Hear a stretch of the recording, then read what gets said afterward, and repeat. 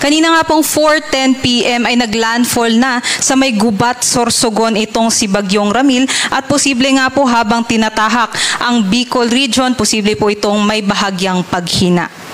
Kanina nga pong alas 4 ng hapon, itong si Bagyong Ramil ay nasa may coastal waters na ng Gubat, Sorsogon at meron pa ring taglay na hangin na aabot sa 65 kilometers per hour at pagbugso na aabot sa 90 kilometers per hour. Sa ngayon nakikita nga po natin, bahagyang humihina nga po yung kanyang pagkilos pa westward dito po sa may coastal waters ng Gubat, Sorsogon.